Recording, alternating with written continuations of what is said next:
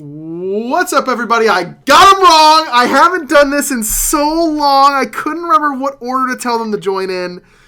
Whatever. We're just rolling with it. It's Aggro, and normally we have Barracuda, but this week we don't because Barra's out sick, so I had to call in the cavalry, and I got their names wrong. So on the overlay, this is just absolutely. You got the names right. Right. They're just not in the right place. I'm happy with my swap. Personally, I'm okay with my swap. You know what? This is not bad for either of us, really. There you go. Okay, everyone's happy, and that's all. It is a we're trying to do. downgrade for the Dragons, but No, listen, you're gonna be owning. Mike entered plenty of games this year, so you're gonna be feeling much better in that. And I'll do it again.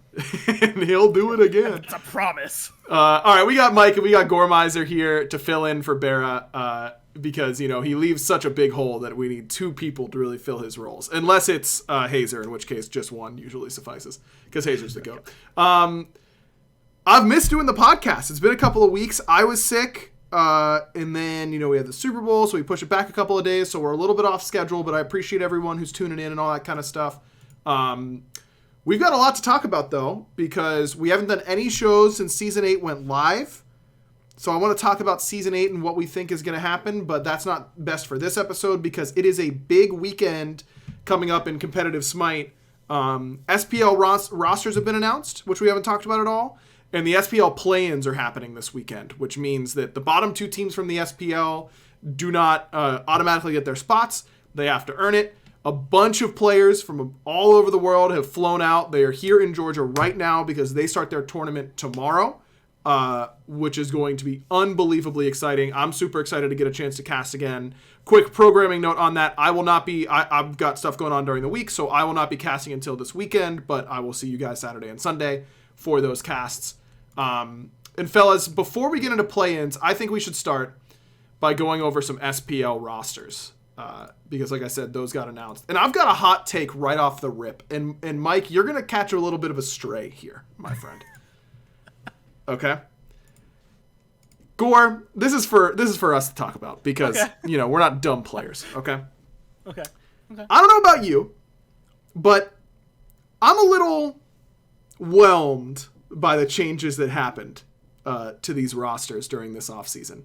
And my hot take is that I think these teams weren't, I'm not going to go as scared or anything like that, but I do think that if there wasn't this relegation process, if you didn't have to earn it to get here, I think we would have potentially seen more change.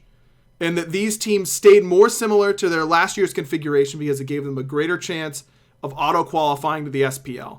And I think that's a little lame. I think that some teams should have taken some more risks with what they wanted to do with their rosters. Because so many of these teams that stuck together had good stretches, but were they ever close to the Leviathan's peak or the Titans' peak of last year? Not really. So I don't know what they expect to change. I don't know how you feel about it, Gore. Well, it's this weird middle ground because normally we're used to seeing at least the top two typically stick together, right? Yep. And then teams that make it to semis at Worlds probably stick together as well, or maybe they make some adjustments. But I think most of the roster changes, and especially if you roll back to last year,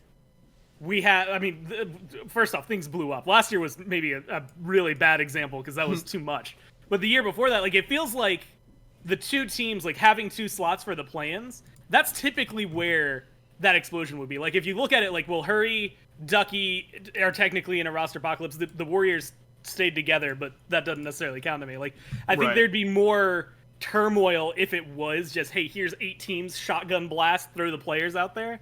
But I think there's a little bit of hey, you know what? We know we'll get in a little easier if we stick with this. I also because I'm just looking at it and I'm trying to think of the teams that don't like being with each other right now. The Scarabs just love each other. Right. So even if they didn't have the most successful year, I didn't see them imploding, and they're probably one of the only teams that I would have thought that would happen to. Maybe the Kings as well, but it was a little lackluster, I guess, in terms of drama. Yeah, last year definitely set us up for a less exciting roster apocalypse this year. I don't know, Mike, any gut reaction to my initial take?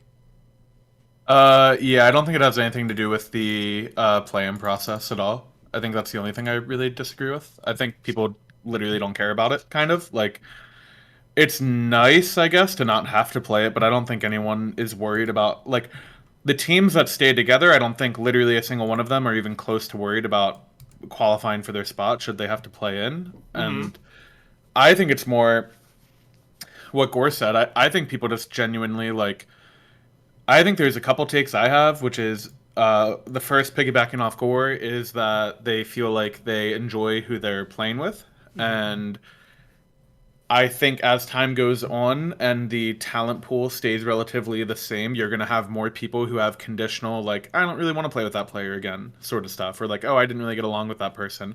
That inherently makes taking chances or changes really harder, right? Because, like, you know, say I really like playing with Max and I wanted to play with, you know, this other player I played with 3 years ago and Max doesn't, I'd prioritize Max over that. Does that make sense? So like that back and forth gets really hard. I think the other thing is I think people just think it's their like best chance at winning, kind of. And I don't know. I personally disagree with that. Like, my like hot take off of it will be that I think it's like a ticking time bomb. Like, it's waiting to fail. Like, 6 to 7, really, like, what happened is 3 teams made one change, right? Mm-hmm. Benji retired, and then Sot went there, Scary went there, we replaced Hurry. That's what the end result was. There were 3 changes in the 7 teams, of the 7 top teams. Right. That's not sustainable. Like, only one team can ever win at a given time and be realistically happy at all.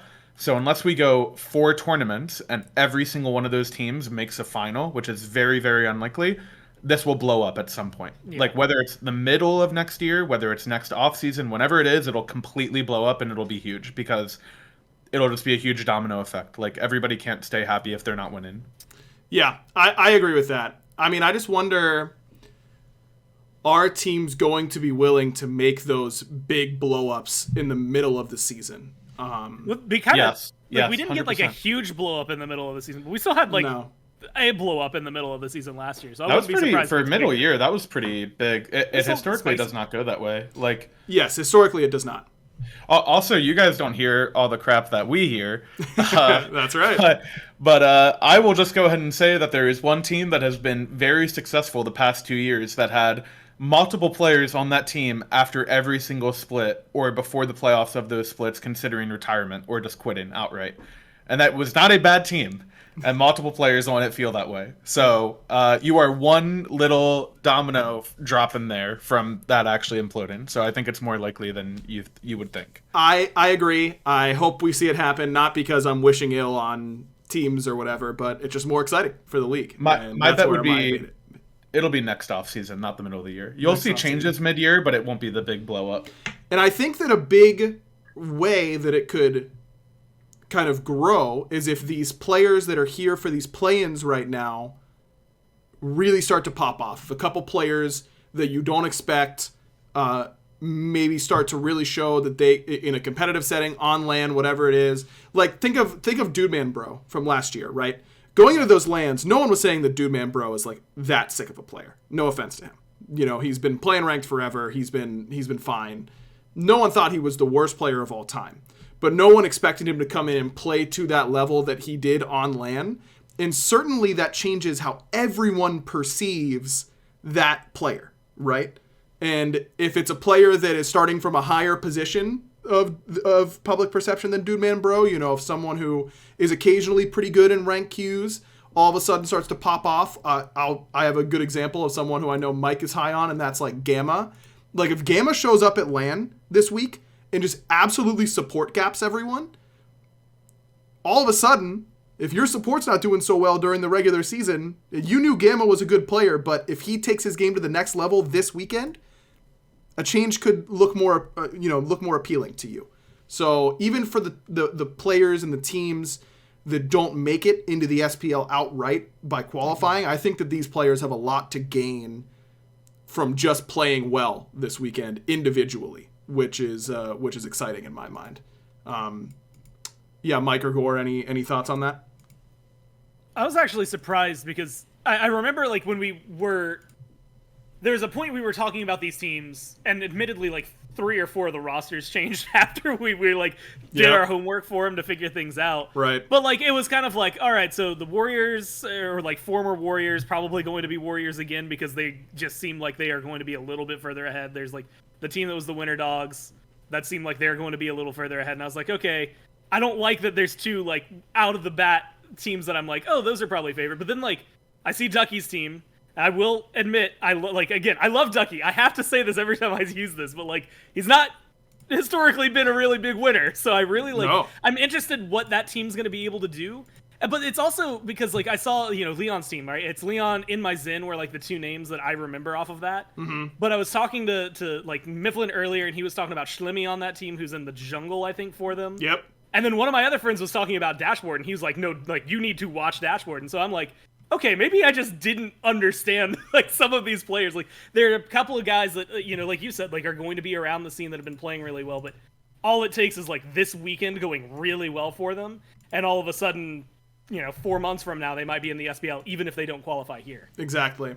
Yeah, let's go over the teams. I don't think we're going to go bracket by bracket, but I just want to go over every single team and talk about our impressions of them. So we'll start with the Oni Homies. They're the top seed. It's the exact same Oni Warriors roster as last year. Nika, Cuvo, Fred, Dardes, Neilma, Vote. The question is not, will they qualify? It's, what are the chances that it goes disastrously wrong and they don't qualify? Mike, give me a percentage chance that the Warriors do not qualify this week. 5, maybe. Okay, Gore? A percent chance they don't make it? Correct. Yeah, I'd agree with 5, and that's like even on the high end, right? Like it feels like with 2 spots, they have to do something real bad to not make it. Yeah, I'm gonna go with 2. I'm gonna go with 2% chance they don't make it. It just can't happen. Because let me look at this. I think they only need to win like 3. Not a whole lot. Mike, go ahead. Like they win. I like how you've adopted my wife's style of wanting to talk. By the way, my wife is big into hand racing. Had to. Teacher, by the way. It's a little troll because they like made the decision to stay together like after they lost and didn't qualify for Worlds. Mm-hmm. So I'm gonna go ahead and say that also if they don't qualify, it's like one of the biggest upsets ever. Like one of the like one of the worst upsets ever. Like one of the worst things. Like one of the worst story arcs ever. It's not gonna happen. They're gonna qualify, but. Yeah, look, Streams in chat saying all they have to do is lose the Team 2 and Team 3, and these are 2 good rosters, but it should not happen. That's why I said 5%, though, because I think they go into it with the most talent and, more importantly, the most practice and synergy. Yep. And if you have all of those on your side, and even if you lose that first set, if you can't adapt to what you lost to and win the second set, that is just, like, insane to me. I also think it's important because like the bracket plays in their favor a little bit there because like Winter Dogs could, and in my mind, knock them out. But the only way they face Winter Dogs is if they both end up in like a loser's bracket. Like I think the way I'm looking at it is like the Oni Homies versus the winner of the first match tomorrow. Then they go on for the winner of the third match tomorrow, and all of those are like 5th and lower seeded teams. And then they just have one more game to win from that point on, and that promotes them into the into the SPL. Yeah, I mean, I think it should happen, but I don't know, man. And here's the real question, and maybe I should save this for the end, but I'm gonna do it now because it makes the most sense to me. Let's say you're a team like, let's say you're a team like Fun Havers, right? Uzi Solo, Magic Feet Jungle, Kiki with the hoodie, who's Kiki so cheeky in mid, Ocean Support, Joshy ADC. Let's say they've got the best weekend of their life, and they somehow eliminate the Oni Homies and make it to the SPL. But let's say, literally just picking a random name on this team, let's say Magic Feet doesn't have a particularly good weekend, that the other 4 players all pop off really hard, but Magic Feet doesn't do that well. And all of a sudden, Cuvo Fred's sitting there a free agent. Do you scum the person who just got you into the league in order to pick up a player whose pedigree is better? And maybe it's not Cuvo because he had a pretty rough last year. Let's say it's Nika. Nika was unbelievable last year. If you're an SPL team and you watch Nika not qualify, are you talking about picking up Nika? I think that there's, like, we're talking about how it could absolutely like destroy everything. I think that the Warriors not making it to the SPL could blow up potentially a lot of teams, and that would be absolutely wild. I think the most common scenario out of that is that like I think it'd be pretty wrong not to at least consider changing it. Like I think maybe Dardev is like a better example. Like, Sure. because Dardev really also hasn't gotten a chance to play that much on like low ping in quite some time. And there's a lot of like, I guess there's been like more movement out of that role in the past couple years, but I think it would be kind of troll to not at least talk about picking them up. Like just because you could like win or upset a team doesn't mean that the players are better, especially for the long run. And especially if you're in an inexperienced team, having experience is also really valuable. But I would say that if the Warriors or Oni Homies or whatever you want to call them, like if they lose, especially after having a not so great last year, I think it's very unlikely that a bunch of SPL teams would change their roster because I think how those players are perceived would go down a lot. So yeah, I mean, it'd be I don't the worst. think that scenario would play out. It would be the worst loss in a long time for an SPL caliber. Since Armada, where's Meerkat? I was gonna say it. You beat me to it. Yeah, since a young upstart team named Armada boat boyed their way into beating rival. What an unbelievable. Gore, do you remember that? That was a great set. I remember. That was a long time ago. But Erlong mid double those chalice. Are wild, yeah. Oh, nothing quite like it. All right, let's go over the rest of the teams. Let's reverse order. So the Oni Homies are the top seed. Let's go from the bottom now because I don't want to do percentage chance for each team. I just want to talk about some players that might stand out or some names that you guys are going to be looking out for. Reverse card is the bottom seed coming in to this tournament. It is Slash solo, Valo jungle, Vi mid, Monster X bomber in support, and O conviction in ADC. Mike, I'm gonna go to you first. Any of these names ring a bell to you from playing ranked? Not a ton, honestly. Like Slash is probably the one I recognize the most, but no, not really. I don't know if they have any like SOC experience or anything like that together, but yeah, I don't know, Gore. You had a sync about these squads. Did any of them stand out? Because the only one I recognize, I recognize their duo lane, Monster X Bomber and O Conviction. Those two names ring a bell. I don't know if the rest are name changes or what, but they do not really register with me. Now, I honestly, I'll be honest, I don't know Conviction. Like, I feel like it rings a bell, but I definitely know, like, I want to say Conviction. Used to play console? Yeah, I want to say both of them used to play console. Okay. That's my gut. I could be totally wrong. There was also, and like I'd have to go read it. Monster Bomber was very vocal about it, but like this team went through like 3 changes. Oh, I read that twit longer. Yeah, I read that. And like I didn't read all of it, but all I know is that Monster Bomber. There was a period of time where he wasn't on the team, and now he's back on the team. And who I think it was like their mid laner is what got swapped out instead. So it really is this like they're a team that, you know, if you told me that this is going to be a team in the SEC and that they were going to do, you know, top 3, I'd probably believe it. But like, when it comes to this, like outside of the duo lane, I'm not sure what to expect out of them. All right, Vonson coming in with the intel saying full console team except the mid, and basically he's covering us there saying Vi was globe/globe hand. Neither of those helped me at all. Well, sorry, Billy. Globe. Okay, I don't know. I don't know Globe super well, but they're all all console natives, which we've seen have been very successful. So, you know, excited to see what they're able to do, but certainly some dark horses coming in because of the name power.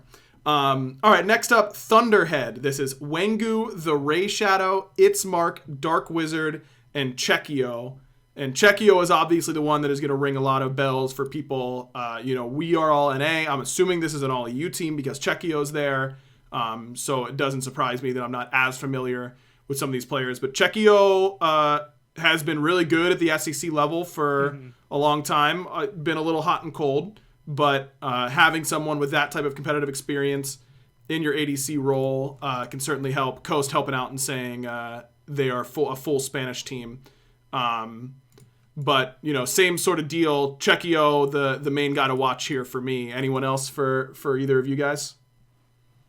I recognize Dark Wizard's name. I feel like we saw them at some point last year, but I can't remember if it was in an SCC or if it was like, there's a good, like, very, very sincere chance I was opening up like an SOC broadcast and just saw the name and it stuck with me for whatever. But like, I feel like they've been around, which means, again, it's another team where I'm like, oh, cool, the duo lane I recognize.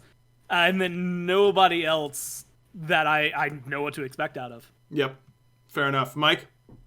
Pekio is the only name that I really recognize. I'm not too in touch with the EU like ranked and SCC team where they've seen as much. Well, Genetics says Dark Wizard has a few decent tweets, so they've got that going for them, which is always good. Honestly, that's Mike. Maybe you learn a thing or two. I'm the best. Okay.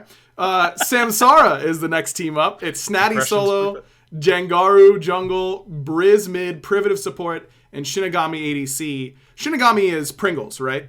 Same player? Okay. Yep. Yeah. This team is good, I think. Like, this team is not, they're not Oni Homies level. They're not Winter Dogs level just because of their ability to, they haven't shown how gelled they are. But I think that this team has a lot of just, like, outright talent on it. Shinigami is a beast. Privative has a lot of competitive experience. Yeah. Jangaru's impressed me in the jungle and ranked. Snatty's been playing, on console competitively for a while. So I think this team could really show up and give some of those top-end teams a lot of trouble, for sure. Mike, any impressions of the Samsara team? I'd be pretty shocked if they competed with teams in terms of, like, winning, like, versus, like, the top teams, like who we consider the top teams in this. I'd be pretty shocked if they beat them. Right. But I think this is a really good example of, like, I don't think those games will be easy because I think all of the players on this team are really mechanically good. Yep. I think Pringles or Shinigami would be, like, the biggest standout on that for me. I think Jenguru is pretty good as well. I think this is the type of team where it's like there's a lot of players, or maybe even all of them, that if they have like a really good weekend, even if their team doesn't do well, that's where you're looking at, like, maybe they get on like a slightly better like SEC team, maybe their like stock goes up, and I think it's just a really useful platform. Like I said, I'd be surprised if like the team does better, but I definitely would be like interested in those games to see how all those like individual players do. They just have less experience is all. Exactly. Like what happened with Oath when he went from like just a ranked player that everyone knew was pretty good to him showing up on LAN and like 1v9ing a couple games, and all of a sudden Oath stock shot up, that a lot of people were talking about him being, next up out of the SEC for SPL. That story could easily happen to like any of these 5 players. And that's really valuable for sure. Gore, anyone in particular you're keeping your eye on?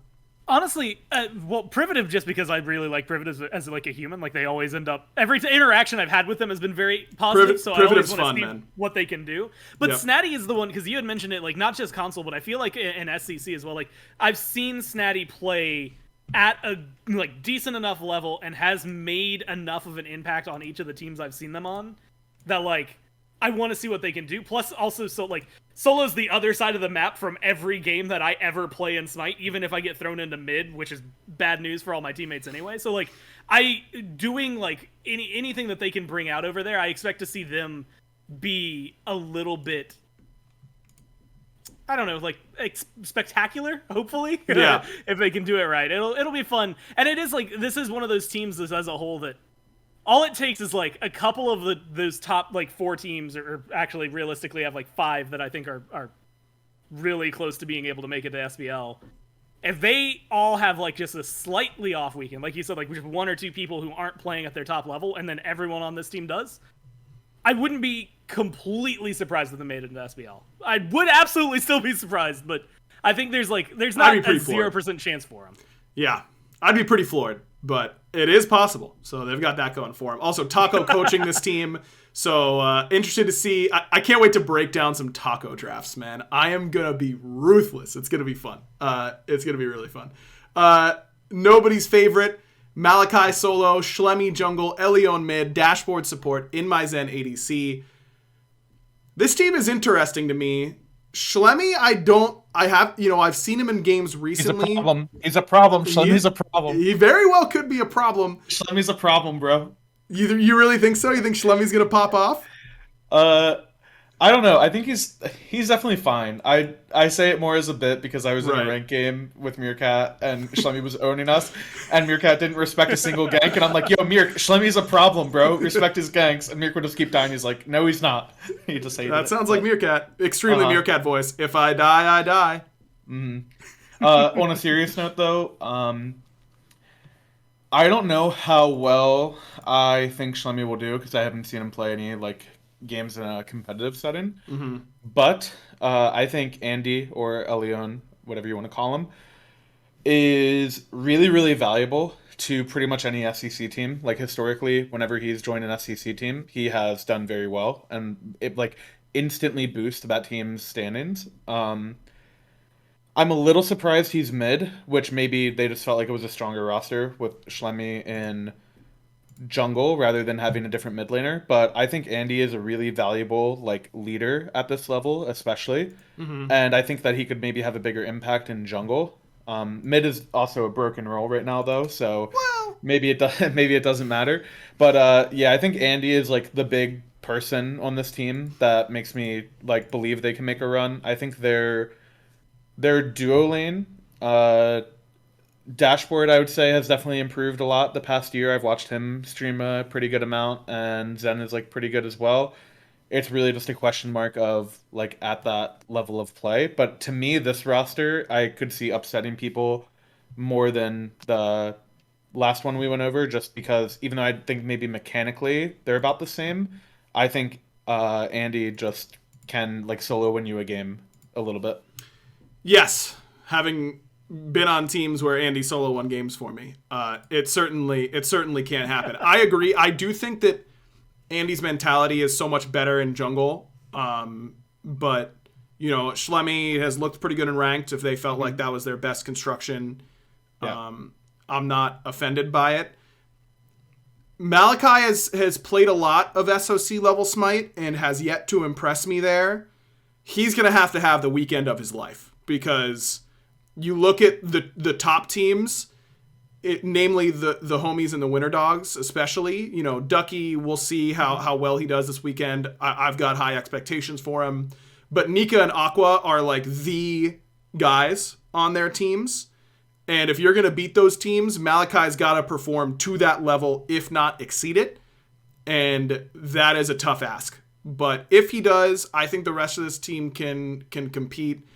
I've got a weird feeling that this duo lane is either going to absolutely demolish teams out of nowhere, or they are going to absolutely cost their team. Like, I feel like there is going to be very little in between for this duo lane, and I have no idea which one it's going to be, but I think it's going to it's going to be fun to watch this team in duo one way or the other, and that's exciting at least.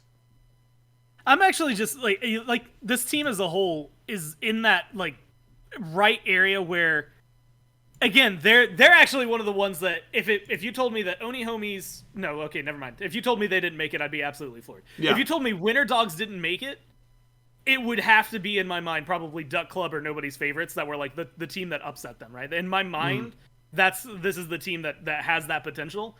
And the thing that makes me happy, and again, and this is just because I happen to have the bracket up, is they're really likely to play Winter Dogs like Thursday. So there's a good chance that we get a really, really good set to watch between Nobody's Favorites and like a good top team almost immediately to see like if they can mesh the way that I kind of hope they can. Yeah, I'm hoping they own. I mean, it's no secret that I root for Andy, my former teammate, and I hope he does well, because it's fun to watch him win for sure.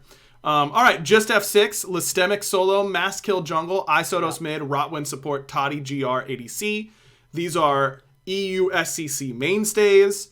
I think this team has a lot to prove coming in, because this is a very, experienced team at this type of level coming over from EU, and they are by far Europe's best representation at this LAN. And if I were them, I'd be coming hungry, man. I think that, they're certainly not in that main discussion because so many of these teams are full of NA players, and that's where the discussion is going to go from people like us who are definitely more familiar with them. But this team, it definitely has potential to surprise people, especially if teams don't do their homework. The one thing this team I think has going against them is that they've got VODs of competitive play where a lot of these guys don't. And if you're playing up against Just F6 early and you aren't going back and watching what they played last year and trying to see what their picks were, what type of gods they like, I think you're doing yourself a disservice because, that's easy studying up that you can do on this squad, and they are deserving of that level of effort. I have no idea how well they're going to do, but I'm excited to see how well they do. Gore, your thoughts on Just F6? Man, so first off, I remember last year when they picked up Mastkill, and like that's like the player I'm keeping my eyes on, but it's mainly because everybody else on this team had a really, really like decent year. The problem I have is like I'm just so curious. They were the team I think that pushed us to 3 games the most in Europe. Oh, so you love them. And quite often lost their third game. Oh, so and, you really love them. I just really feel bad because like they had, and I remember saying this on the desk so many times, when they play well, god damn do they look like a good team. The problem is that shows up once every, 7-8 games, right? So like they lose a few and then they show up and they just look really, really good. And then you don't get to see that team for like a week and a half. And then you're like, okay, maybe it's this time. Maybe this is the ones that we get to see. And if they can just get that consistency down, which now they've had, a full off season to just sit around and practice with each other, where last year I think they were going through a couple of changes. It'd just be nice to see them find some success. I'd be really, really surprised, if they come out and they just absolutely swing for the fences. But they're a team that I've had high hopes for, but I've also had high hopes for them for like 8 months now. So it's really starting to like taper off at the end. Yeah. Mike, are you familiar? Any of these names stand out to you? I recognize them, but I don't know enough about them to like predict how they'll do with like the way I see like the meta or the game, like what I would predict it to do. Mm-hmm. Like I recognize the name, but I don't know their strengths, if that makes sense. Yeah, totally. So yeah, I don't really have a ton on them. Are they able to be in the studio? Do we know that? I do not know. I'm pretty sure the only player not in studio is Snoopy, and I only know that from a tweet, but I'm pretty sure everybody else, like, I know that everyone who tested today tested negative, at least when I left, so that was really good. If they can be here, that's huge. I just wasn't exactly sure how that situation is. That's good. I also think the homework piece of it, I think, is really on their side, just because I highly doubt people are seeing a lot of like EU ranked VODs, where I think NA is like very accessible through streams, comparatively. Yeah. So I think maybe they have an advantage on that front. I don't know how their practice or anything else is. Also, something we were talking about earlier, and the more I've thought about it, I kind of feel like the side lanes are probably where I'm gonna watch most this tournament, because I think duo lanes will hard gap people, and getting Obelisk early is just gonna, like in its current state, will just absolutely run people over. And also, I kind of feel like there's a huge gap, like at least on paper, between the 3 solos that are Nika, Ducky, and Aqua, and like every other solo laner that I'm hearing their name. Not to say they're like, not that they're horrible players by any means, because like in ranked especially, they're all perfectly fine mechanically, a lot of these names, but there's just a really big difference on like how you play that lane in ranked and how you play it in competitive. Like the crap you can get away with does not really fly in competitive play as much. So I feel like both of the side lanes I'm actually really interested in. Normally I feel like at this level you can just kind of see people like run over mid jungle, but I actually think the side lanes may be more impactful. Yeah, I agree. I think solo lane certainly is going to have a magnifying glass on it this week. All right, next up is the neighborhood. Delny solo, Dame from Newark, of course, in the jungle. Teepers may advance in support, and Mineral switching over to ADC from his usual support role. Mike, your thoughts on this neighborhood squad? I think they are all pretty good mechanically. I don't know a bunch of the other players, but I know like these guys a little bit better. Yeah. And I actually think it's kind of sick to, like, when you're on a team just with like people you enjoy being around and your friends, especially if they like get a good start and they ride momentum off that, that's actually really, really like broken at a tournament like this, especially if you see a lot of people who are like inexperienced and maybe get like nervous or whatever. When you have a team that just like, if you can play with no pressure and have fun, that's what this team kind of makes me think of. Again, a lot of them I don't think have a ton of competitive experience, so it's hard to pick them over teams where you kind of like know what you're getting. but I think it could be fun if like a team like this or the team that I forget their name, but it was like Shinigami and Privative and all of them. Samsara. Samsara. Like if one of these two teams, like if they can win a set, I think it makes the week really, really interesting, like instantly, if they get a couple upsets going. Yeah, I agree. I think that they've got more competitive experience than they look like they have up front, though, because Downey, world champion on the console side in solo. Teep played Mineral a lot has a good bit too on console, Didn't and Downey Mineral's do got a it good twice? It's really just he may Dame have, and yeah. Vonnie, right? Yeah, it's just Dame and Vonnie Vonnie who don't have a ton of a competitive experience there. I mean, well, that's their support jungle, right? That's pretty important. no, surely that doesn't matter at all. Those are pretty important roles to have some experience in. I agree for sure. But Dame always impresses me in ranked, man. I feel like I'm like 9 games out of 10. I'm watching Dame go off. Dame was like top 3 on the like leaderboard pretty early on this season. I'm pretty sure it was like him, Benny, and Snoopy. They were like the top 3 for a while. Yeah, I'm a Dame from Newark believer. I think this team could pop. I was historically incredibly rough on Teep during his console career. It was during my early days where I was still a little bit more savage. I didn't know how to be nice about saying when a player wasn't doing something that I thought was good. And I was always pretty down on Teep. I'm gonna try and pick him up this week. I've decided. I'm trying to pay back the mistakes I made in the past, if they were mistakes at all. We'll see, I suppose, on that level. Gore, any thoughts on the neighborhood? Well, now that you said that the NWK is Newark, I feel like I have to root for him a little bit because Katie grew up like an hour away from there Newark. You go. Like, it's Katie from Newark connection. and Dame from Newark. There you go. Yeah, so there you it's go. It's so hard for me to like, say Dame without the from Newark. Well, yeah, that's where he's from. I mean, that's where he's from. It's so hard, man. I love it. But yeah, man, I don't know. I'm excited to see Delny and Mineral because I know those names really good. And based on what Mike had said, I think they're going to be proponents for this team doing really well, having the side lanes under that much control. And I just think that they, like you said, they've got a lot of competitive experience, so it's going to make things interesting. It's more of a dark horse scenario than anything. I think they're going to be the team that upsets other teams that are going to cause trouble for the Oni Homies and the Winter Dogs more than they're going to be the team that's absolutely making the run for themselves. Yeah, I could definitely see that. Also, talking about good tweets, for my money, Vonnie's got the best Twitter in this bracket. Free. Not close. Yep. Not close. Absolutely. 100%. All right, Fun Havers. This is Uzi solo, Magic Feet jungle, Kiki with the hoodie in mid, Ocean support, and Joshi ADC with Tuba as their coach.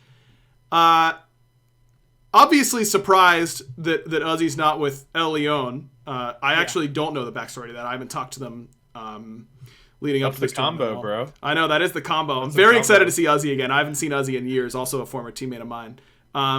Do we know if Billy's our guy with all the info? Joshi is out, Tuba is in for ADC.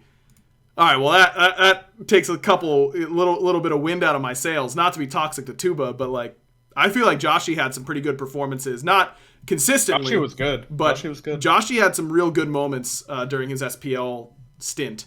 So that's certainly disappointing. But yeah, Magic Feet. Does anyone know? Mike, do you know who that is? Is that a name change? I don't know who that is. I feel like I recognize it a little, but I don't. It's like a name I recognize, but I don't see in a lot of top level rank games or anything like that. Yeah, neither do I. We'll see if Billy's got it. Billy knows him. Okay, well that doesn't help me that much, Billy. I want to know if he's a name change or something like that. I forgot. No, I can't remember anything about that, but I know this. Because there's someone was missing. I forgot that this was absolutely. This was the team Ice was on originally. Yeah. That makes sense. And so I have, because I don't know who Magic Feet is, and I was just like, that feels weird. Why are they I know, Joshi if it was there, but Tuba, I know Oceans, I know Kiki very well, I know Uzi. I got a cat check, I'm sorry. I was like, who could this be up there? But it is interesting to see Magic Feet and whether or not they'll be. I think it's going to be even worse knowing that you have to fill shoes like what Ice was going to bring. True. Billy is saying in chat that it is not a name change. Magic Feet's just been a high-level ranked player since beta. So my apologies on not knowing the name. Just didn't ring a bell in the moment, I suppose. But yeah, I will say this: if we're both Mike, how are the cats? Wait, he's still putting his earbuds in. We're getting a moment. All right, cats okay? Did they destroy anything? Okay, I'm sorry. I heard they've learned how to open cabinets, okay? So I heard a cabinet flopping in my background, and I'm not going to be having any of that. Because there's cleaning chemicals, so I can't just let them... It's true. Okay, so we were talking about side lanes, and we all know that Uzi is going to play Uzi gods only. You know, like if it was peak RDO of last year, Uzi would have come in and dominated this tournament. Last year was an Uzi meta. That was an Uzi stamp of approval. That's a verified Uzi meta. Nike, RDO. Cthulhu. Yeah, I mean, come on. Uzi would have been absolutely dominant. Uzi's the type of player that you should just have like on your bench, and when those characters become meta, you sub him in, and then as soon as they get nerfed, he's back on the bench. Your soul laner is crying about having to play the most boring meta ever. Like, guys, we need a morale change. Uzi, get in here. And Uzi's like, give me RDO. It's like, this is my favorite meta of all time. I can't believe how fun it is. I love Uzi. Uzi, great teammate, man. I love teaming with that guy. He would bring the morale up for sure. Uzi's a good dude. Is this an Uzi meta in solo? Can he compete with the Ducky Aqua Nika of the world? Unlucky. It is not. It is not an Uzi meta. It is an anti-Uzi meta. Hate that for fun havers in this situation for sure. Unlucky for them. Okay, that brings us to the last two teams, and I want to read these together because I think that these Oni Homies in a class of their own. These next two teams, I think, in the next class, and then the rest of the roster is kind of strewn, below them. First up is Duck Club. It is Ducky solo, Luconium jungle, Mazwal mid, Hurwind role swapping to support, and Snoopy ADC, but he is not traveling, as Gore mentioned. And then there's the Winter Dogs, Aquarius solo, Kirmi jungle, Benny Q mid, Gamma support, Wowie ADC. Do you guys see this the way I do, that these two teams, that we expect the Oni Homies, I expect the Oni Homies to make it, and that it's these two teams really vying for that final spot? And if so, what do you think differentiates these two teams? Mike, we can start with you. So, to me, I definitely agree. I think I expect this to be like the second, third place match, whatever, like the second qualification match, whatever. The last match of the weekend. Boom, nailed it. So nice. Bingo. I expect this to be that matchup. In my opinion, if I was going player by player, I think a lot of them are kind of washes. To me, the two biggest gaps or spots that I'm looking at is I think that Luconium is mechanically more than good enough to play at like a very high SCC/SPL level. I am not as familiar with him in the competitive scene. I don't think he's had a lot of shots to be on good competitive teams. Mm-hmm. I have been told that they've been scrimming a lot, so I think that learning curve is very, very steep at the start, and they've gone through it for a few weeks now, so I'm pretty hopeful on that if I'm them. But I thought Kirmi was really good in the most recent SCC LAN. I thought Agreed. He played very, very well. So that's one spot I'm looking at. And then the second one is I think Snoopy at his best, I think gaps maybe everyone in this tournament, including Vote at times. Like, that's Snoopy at his best. And him not being here, I don't think would affect it, but maybe it could. But to me, I think Snoopy is minimum the second best ADC in this tournament. And I think duo lane is very, very important. And to me, the duo lane matchups I think are really important because I think that the obelisk / like scepter in its current state I think is a very, very powerful like snowball and early game tool. And I think that having the stronger duo lane is very important. And I kind of see the Oni Homies and the Duck Club, whatever it was called. What's their name? Duck Club. You got it. It is Duck You're Club. doing it. Okay, cool, nice. I see the Oni Homies and the Duck Club as the two best duo lanes in the tournament, just player talent-wise. So because of that, it makes me lean more towards them in the matchup.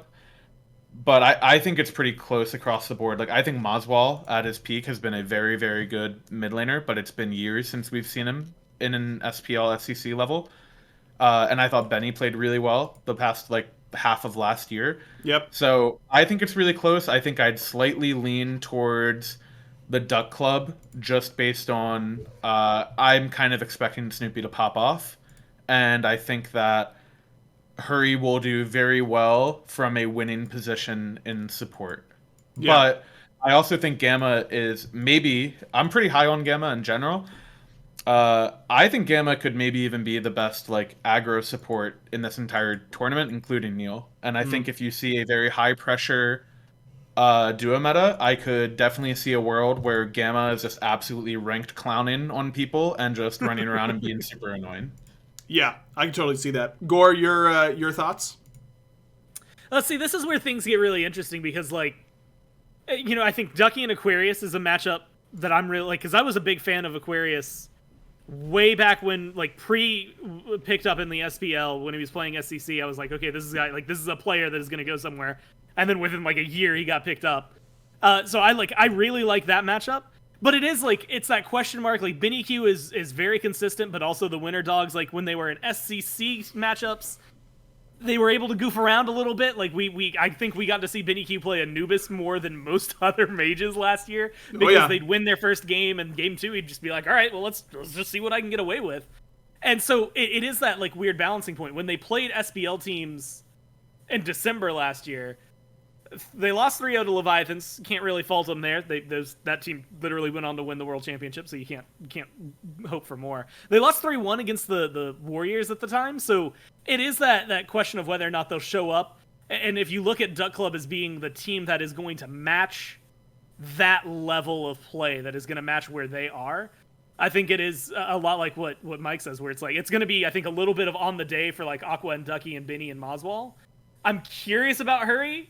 I think he's one of the best mechanical players I think we really get to see, but I feel like he hasn't gotten to showcase that in a couple of years. I wonder how switching to support is going to like affect that, especially because like, and this might be partially biased, but I really do think like a good support will make or break your team. Like if you have someone who is just okay at it, then you'll probably do fine-ish, but like if you have someone who is very good, they will drag you to the scenarios that will win. They can't win you the game, but they will set you up as much as you possibly can. And so if he's able to play at that level, especially with like Snoopy, if he's playing the way that we've seen him lately, I think this is a team that could easily jump up and to be that number 2. But consistency has to go to Winter Dogs just because they played at that level and got like better consistently throughout all of last year. So like I give them a small edge, but not enough that I really have anything. It's almost a coin flip at this point. Well, Mike picked Duck Club. Gore, I'm making you pick a winner between these two. Who do you think is going to go? Oh man, hold on. Let me play it out in my brain. Okay. Playing. And the problem is I don't know how Wowie Snoopy matchup is going to go, but I do feel I have to agree with Mike on that one. That is probably, I feel like that's a Snoopy matchup. Gamma over Hurry. Mid Moswell. Man, this is actually really balanced. It's tough. These are two very good teams. I wish I'd seen more Luconium recently. I don't want to give recency bias to cure me. You know what? Just because it's interesting, I'm going to go with Winter Dogs. I like the way they've been playing. You set me up perfectly, Gore. Now I get to break the tie. Hell yeah. All right. I largely agree with what Mike had to say. I agree that the biggest gap on paper between these two teams is Snoopy versus Wowie. However, when these two teams played at the SEC LAN, Winter Dogs played heavily to duo side, and Snoopy did nothing in that set. He was shut down really effectively. They played around that duo lane really well, and Wowie played in that set very well. They had a sub jungler though, right? They did. Mask. Yeah, they had Cope and not Mask, which makes a huge deal, especially with the caliber of player that Mask is. But I think that the Winter Dogs clearly identified that could be a win condition for that team and did a very good job of game planning around it, and Wowie played that game plan very well. So I do not think that lane is just a wash. I think that lane does come down to supports, because if Whirlwind can just match what Gamma is going to do, I think you can trust Snoopy to carry the load on this team. And I think this set will be won and lost in duo. I think that's where this set is going to be determined for sure. Gamma certainly has an edge over Whirlwind based on support experience, but Whirlwind has the edge on Gamma on overall competitive play experience. We haven't gotten a chance to talk about Hurry's role swap on this podcast at all, but I think it really fits his strengths as a player really well. He's a great communicator. I've thought he's been the best communicator in the mid lane since I started commentating the league. Having that type of communication is critical in support. He's a team-first player. He's always willing to get in there and die for the team. Really good quality to have in your support. So I think Hurwin's ceiling is very high in support. It's just he can't be at his ceiling yet. So where is he going to be in relation to Gamma, I think is going to be really key. You know, is Benny going to throw this team off a little bit with his play style? You know, I do think that this is a kind of Moswall Mage style meta. You know, Thoth is one of Moswell's best gods. I think Thoth is very good. I don't know if he's good enough to seek play in competitive. You know, that's always been a ranked stomp god, and it's very difficult to execute that god in competitive because he's Thoth and you just kill him for free. But, you know, if you're banning Fenrir or something like that, I could see Thoth being really good for Moswell. I think double flat pen mages is good, but Benny's proven to me that he can play those styles of picks. You know, he's not just a Tsukiyomi, Wukong, Set, Chalk mid player. You know, he can play Merlin and other mages with this double flat pen that I expect to be meta pretty well. So I really think this is going to come down to duo lane. I think the meta moving away from Guardians is really good for Duck Club because I think Ducky has proven to me that he's got a lot of picks in the back pocket. I mean, he went absolutely hammy salami at Worlds qualifiers with Thor, like was going absolutely insane. Aqua really abused people with the Cerberus and Sobex. You know, we know Aqua can play like Achilles and Osiris really well at a top level, but he hasn't had to recently.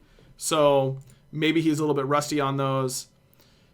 I don't know. I think this match is going to be really hard to call. I think it's going 5, and I'm certainly a little biased here, but I'm going to go Duck Club as well. I think that the competitive experience for this team is going to be a big difference maker, but I really don't feel that confident in my prediction. I'll put it that way. You know, that's me having to make a call, but I could really see it going either way between these two teams. Let's real quickly. I'm not going to make you pick one of the other ones, but what are the chances? Give me a percentage chance that a team not named Oni Homies, Winter Dogs, or Duck Club makes it into the SPL this week. Gore, I believe I had Mike go first last time, so now it's your turn to go first. I'm gonna say 30. 30%? That's pretty high. Okay, Mike? Yeah, like I could see it happening. I think sub 10, maybe sub 5 for me. Wow.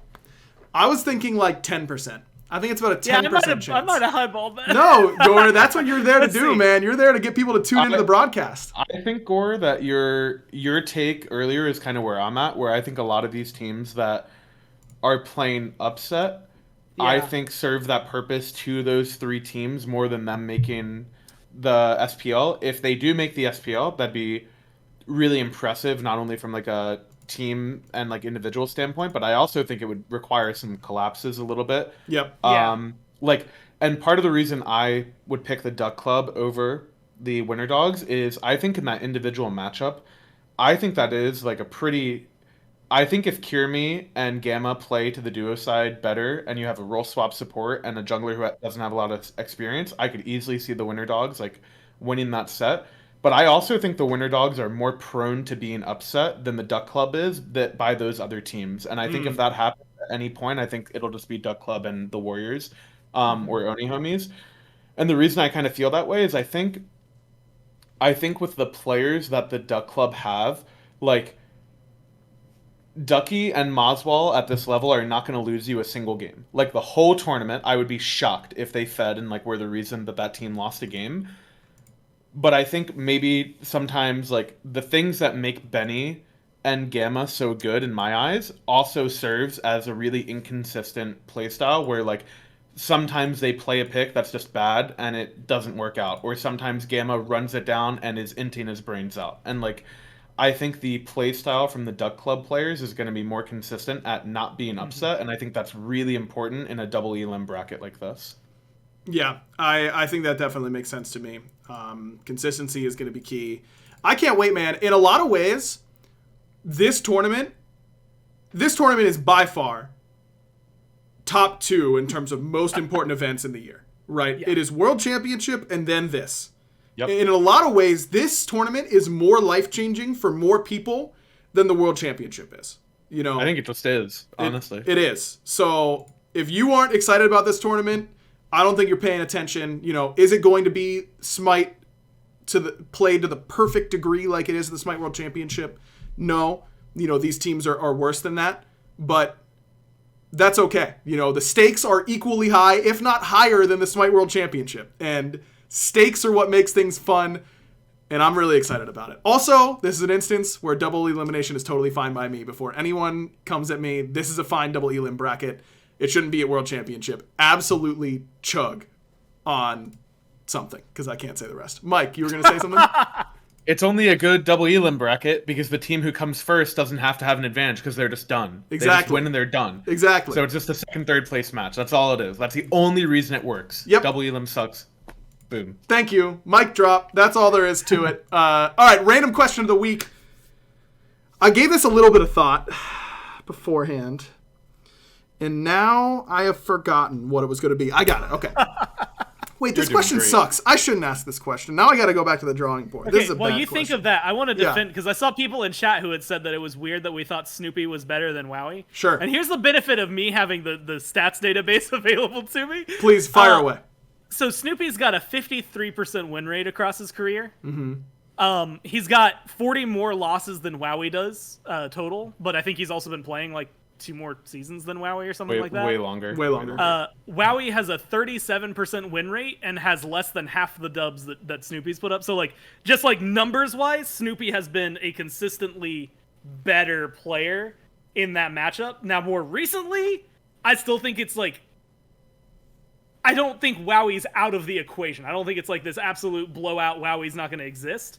But I do think that when you look at what Snoopy's been able to accomplish, especially when he's like on it and like really hungry for something, then he becomes a different person. Yeah, It's scary. Snoopy is historically one of the streakiest players in SPL history. Yeah, and Snoopy he's at good. his peak is one of the best players of all time.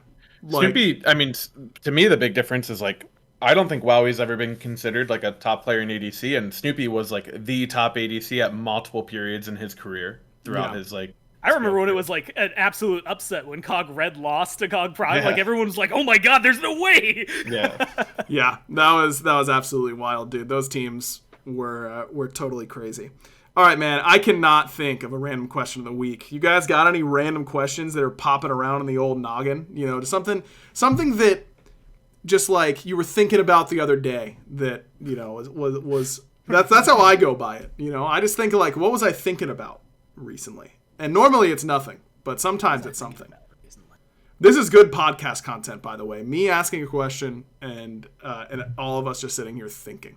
You know. Is that the random question of the week? Is what were we thinking about recently? Oh, you're Maybe that's the going question metagame itself. on me. Okay. All right. Honestly, I will say the first thing that came into my mind when you asked that, though, was something that Mifflin, some dumb thing Mifflin said God. earlier that Is it absolutely podcast not, safe? No, so Of I'm not course not. saying it. It was, Does it have to Aggro, do- to put this into perspective for you, we were doing our mic checks and running through, like, doing a rehearsal. Uh-huh. And it was on, like, the timer countdown. And to the point where to reply to him, I took the headset off and I put it away so I could say what I wanted to say to make sure that nobody heard what was going on except the 4 people in that room. Gore, this is a yes or no only response allowed Okay. here. But did it have to do with the word unfurl? Yes, Oh God. but not directly. Okay. All right. That's all I Like needed to know. it was unfurl adjacent. Okay. I hate to hear that. How did I just put way more words. That was a yes or no. Yeah, I question. know. You did a That's how horrible you do job. it, That's baby. that's chair 2 and for you right there. Ron said he wanted to ask a random question in the chat, and his random question was, when will the pain stop? And no one likes that question because none I of us can have... answer it for him though. Oh, okay. What's the answer? I do have an answer. It will never stop. The Oh, okay. existence is pain. Great. So there you go, Ron. Awesome. I hope that's what you want. I have a random question. This is really going to go down the rabbit hole here. That's Okay, what I we're know looking for. Ryan and Joe are not vegans. Cora, are either you or Katie, are either of you vegan? No. Okay, so here's Very- my question to any vegans in the chat. Okay. Okay. Well, that's not how the random question works, Mike. We ask each other. Excuse me. It's an all-encompassing question. Okay, this isn't my job. You drop the ball. This is my show now. Okay, so what I would like to cover here is, Fair. does vegan honey really have to be a thing? Because honey is very, like, the honey process, from my understanding from beekeepers, does a very good job at preserving the lives of the honeybee, okay? Uh-huh. So my question is, isn't the vegan movement an animal cruelty movement? But if it already is anti-cruelty, do you need a vegan alternative to honey, or can you just eat honey? I mean, one of the Isn't, key isn't, like honey tenets. supposed to be? Go ahead, Gore. I thought it was like actually help. Like for like for a honeybee, like for a hive, like if you have a hive, I think you actually have to take the honey. Yes, or else good it's bad them. for the hive. Like Yeah, it's good really for bad them. for them. Yeah, it's good for them. I don't know. I like one of the core tenet of veganism is like not consuming any animal byproduct, like at all. So even if it's good, I wonder if it And just it like gives you superpowers. Well, that's goes what I'm against saying. your moral code. I'm very down with the like anti like animal cruelty movement. I think that's just good. Wow, what a brave stance, Mike. You don't like animal cruelty. I actually just beat the shit out of my cat. That cat opened that cabinet. He's stuck in a box right now. Tape that up. Okay. Okay, no, but like you know, it made me ponder. You know, I spent an entire shower thinking about that. Okay, well there you go. That's kind of a random question of the week. Mask is saying he thinks it's animal anti-capitalism. It's exploiting the work of the bees or something. That's like fucking that. dumb. That's the dumbest shit I've ever read. Man. Like, what are you doing? You're taking away. They used to make $100 a month in income. Like they don't. It doesn't matter to them. What does that mean? That's The proletariat worker bee. Okay, that's what the bourgeoisie taking our honey. And we're fighting for the proletariat worker bee. That's it. Oh, we lost Ron as a viewer because we don't support animal cruelty. Stone Age Marcus in the chat says that his girlfriend is vegan and eats honey for what it's worth. So there you go, Marcus. Thank you. You actually answered our question of the week. I knew someone would be in the chat. And you made fun of me. I did, and I will continue to smart. make fun of you anytime I want. That's the way it's going to go. All right, thanks so much to Mike and Gore for filling in. Make sure you guys watch SPL play-ins this week. They are unbelievably important. They're going to be unbelievably hype. Literally the most or the second most important tournament of the year, and it's the way to kick off Season 9 competitively. So it's going to be a lot of fun. I've been really looking forward to it. And I'm super excited to crown some winners and qualify some teams to the SPL. So make sure you're tuning in. Follow Smite Pro on Twitter, and you'll get all the info for when it starts, because I actually don't know. Wait, okay, I can actually tell you, right? Tomorrow, I think they all start at 11, right, Gore? Every day starts at 11? That's what I've been told. Cool. All right, there you go. So here's what's going to happen. If it starts any earlier than that, the games are not getting casted on time. So 11 is when the casting will start. Will the game start then? Hard to say, but the games will be casted starting at 11 tomorrow. So it should be a lot of fun. Thanks to everyone for watching / listening. Make sure you give us a rating and yada, yada, yada, all that kind of good stuff. Buy our merch or whatever. Do we still have merch? I don't know, but I've got a hat that has our logo on it, so you got that going for us, which is nice. No one here to say bye. Do either of you think that you could pull off the Barry bye? Mike, you're looking confident. I got this. No doubt about it. I believe in him. Oh, God. Yeah. Okay. I got this. All right, Mike. You know what to do, I guess. Bye! That was not so good. So good. So nice. Real nice. Woo!